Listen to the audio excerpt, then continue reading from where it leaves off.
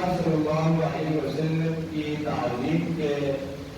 چند اصول بیان فرمائے ہیں۔ پہلا حق یہ بیان فرمائے کہ آپ صلی اللہ علیہ وسلم کا سب سے پہلا حق یہ ہے کہ آپ صلی اللہ علیہ وسلم پر ایمان لایا جائے، اور دوسرا حق بیان فرمایا کہ آپ صلی اللہ علیہ وسلم کی تعظیم کی جائے، آپ صلی اللہ علیہ وسلم کی تکریم کی جائے، مخلوقات میں سب سے افضل آپ صلی اللہ علیہ وسلم کو سمجھا جائے۔ بات الخدا بزرگ کے قصہ مختصر، اللہ تبارک و تعالیٰ کی ذات خالق ہے، اللہ تبارک و تعالیٰ اس کائنات کا مالک ہے، کائنات میں سب سے بڑی ذات اللہ تبارک و تعالیٰ کی ہے، اور اللہ تبارک و تعالیٰ کے بعد مخلوقات میں سب سے بڑی ہستی جو ہے وہ رسول اللہ صلی اللہ علیہ وسلم کی ہستی ہے۔ اور تیسرا حق بیان فرمایا کہ آپ صلی اللہ علیہ وسلم کی مدد کی جائے، جس طرح صحابہ کرام نے آپ صلی اللہ علیہ وسلم کی مدد کی، سفر میں حضر میں آپ صلی اللہ علیہ وسلم کے ساتھ رہے، رسول اللہ صلی اللہ علیہ وسلم کے دین کو پوری دنیا میں پھیلانے کے لیے صحابہ کرام نے مدد کی، آپ صلی اللہ علیہ وسلم کی دین کی حفاظت کے لیے صحابہ کرام نے آپ صلی اللہ علیہ وسلم کی مدد کی۔ چوتھا حق یہ بیان فرمائے کہ آپ صلی اللہ علیہ وسلم جو نور لے کر آئے اس نور کی اتباع کی جائے۔ وہ نور کیا ہے؟ اللہ تبارک و تعالیٰ نے آپ صلی اللہ علیہ وسلم کو جو دین دیا ہے وہ دین نور ہے۔ جو قرآن آپ صلی اللہ علیہ وسلم پر نازل فرمائے وہ قرآن نور ہے۔ جو شریعت رسول اللہ صلی اللہ علیہ وسلم کو ملی وہ شریعت نور ہے۔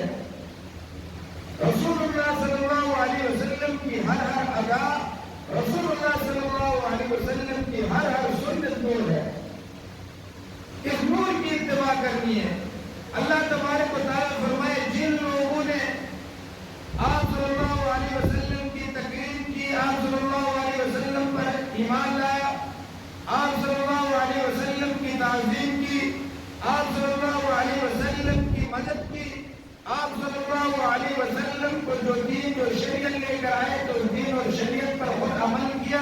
اور دوسروں تک پہنچانے کا سبب بنے، ان کے بارے میں اللہ تبارک و تعالیٰ نے فرمایا اولئک هم المفلحون، یہی وہ لوگ ہیں جو کامیاب ہیں، یہی وہ لوگ ہیں جو کامیاب ہوئے اس وجہ سے کہ انہوں نے رسول اللہ صلی اللہ علیہ وسلم پر ایمان لایا، آپ صلی اللہ علیہ وسلم کی تعظیم کی، آپ صلی اللہ علیہ وسلم کے دین کو پوری دنیا میں پھیلانے کا سبب بنے۔ ان کو اللہ تبارک و تعالیٰ نے سرٹیفکیٹ دے دیا اولئک هم المفلحون، یہ لوگ کامیاب ہو گئے۔ حضرت جابر رضی اللہ تعالیٰ عنہ روایت کرتے ہیں کہ رسول اللہ صلی اللہ علیہ وسلم نے صحابہ کرام سے خطبہ ارشاد فرمایا، اور خطبے میں ارشاد فرمایا اما بعد فإن خیر الحدیث کتاب اللہ، سب سے بہترین کتاب، سب سے بہترین کلام اللہ کا کلام ہے، سب سے بہترین کتاب قرآن مجید ہے۔ فإن خیر الحدی حدی محمد صلی اللہ علیہ وسلم، اور سب سے بہترین سیرت، سب سے بہترین راستہ، سب سے بہترین طریقہ حضرت محمد مصطفیٰ صلی اللہ علیہ وسلم کا ہے۔ وشر الامور محدثاتها، اور سب سے بدترین کام وہ ہے جو دین میں نیا ایجاد کیا جائے جسے بدعت کہا جاتا ہے، وہ کل بدعت ضلالہ، اور ہر بدعت گمراہی ہے۔ ہر چیز میں رسول اللہ صلی اللہ علیہ وسلم کی سنت پر عمل کرنا، رسول اللہ صلی اللہ علیہ وسلم کے طریقے پر عمل کرنا ضروری ہے۔ ہم نے ساری زندگی جب سے ہوش سنبھالا یا جب سے ہمارے اوپر نماز فرض ہوئی ہم نے نماز پڑھنی شروع کر دی، ہر نماز کی ہر رکعت میں ہم نے اللہ تبارک و تعالیٰ سے دعا کی اہدنا الصراط المستقیم، کہ اللہ ہمیں سیدھا راستہ دکھا دیجیے۔ کہ ہم ہر نماز کے لیے دعا نہیں کرتے، اب ہمیں علم ہونا چاہیے سیدھا راستہ کون سا ہے۔ تبارک و تعالیٰ نے سیدھا راستہ وہ بتایا جو قرآن والا راستہ ہے،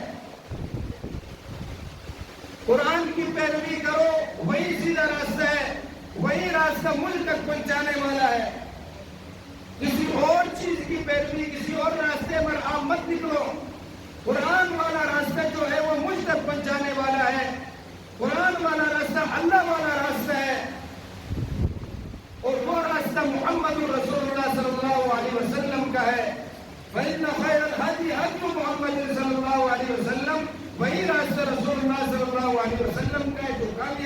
راستہ ہے، سب سے بہترین طریقہ ہے، سب سے بہترین راستہ ہے، وہ رسول اللہ صلی اللہ علیہ وسلم کا راستہ ہے۔ اور آپ صلی اللہ علیہ وسلم کی ہر چیز پر، ہر سنت پر عمل کرنا یہ کامیابی کی ضمانت ہے۔ آپ صلی اللہ علیہ وسلم کی سیرت سے ہٹ کر اگر ساری کائنات کی مال و جائیداد اس شخص کے پاس موجود ہو پھر بھی وہ کامیاب نہیں ہو سکتا ہے۔ اللہ تبارک و تعالیٰ نے شرط رسول اللہ صلی اللہ علیہ وسلم کی محبت، رسول اللہ صلی اللہ علیہ وسلم کی اتباع رکھا ہے کامیابی میں بھی شرط۔ اس چیز سے ہٹ کر انسان